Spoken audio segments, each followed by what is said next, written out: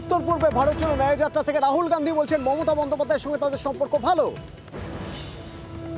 जो हमारा seat negotiation है वो चल रहा है, उसका रिजल्ट आएगा, कंक्लूजन आएगा। बट हमारा ममता जी के साथ मेरा पर्सनल और पार्टी का बहुत अच्छा रिश्ता है। हाँ, थोड़ा थोड़ा होता रहता है, कभी कोई उनका कोई बोल देता है, हमारा कोई बोल देता है। This are natural things, these are not things that are going to disrupt anything. কিন্তু তারপরে আজকে আবার এই বক্তব্য মমতা বন্দ্যোপাধ্যায়ের, যেখানে তিনি স্পষ্ট করছেন তৃণমূল এ রাজ্যে একাই লড়বে।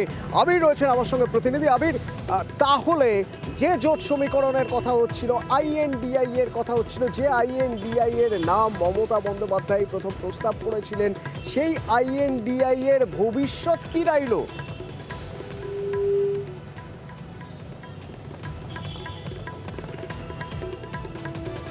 আমি এর সঙ্গে যোগাযোগ করব, তবে যে মন্তব্য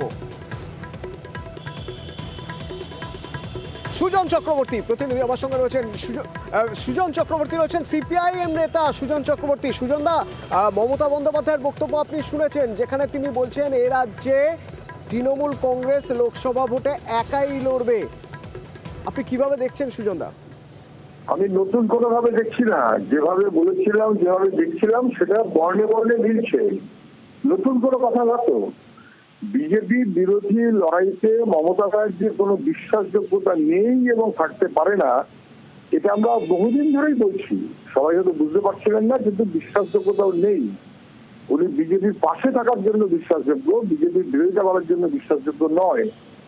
রাষ্ট্রপতি নির্বাচনে উনি বিজেপির পাশে, উপরাষ্ট্রপতি নির্বাচনে উনি বিজেপির পাশে, বরং বিজেপি বিপদে পড়ছে বুঝে আরএসএস এর নির্দেশে উনি হঠাৎ করে মিটিয়ে গিয়ে হাজির হয়েছিলেন, যাতে বিজেপি বিরোধী শক্তিকে একটু এদিক ওদিক করে দেওয়া যায়। এটাই ওনার এটাই ওনার টার্গেট।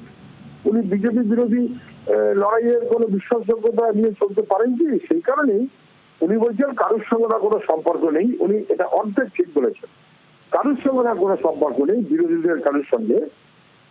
কিন্তু পরেরটা ঠিক বলেছেন, যারা বিজেপির পক্ষে আছে বা বিজেপি, তাদের সঙ্গেও সম্পর্ক আছে।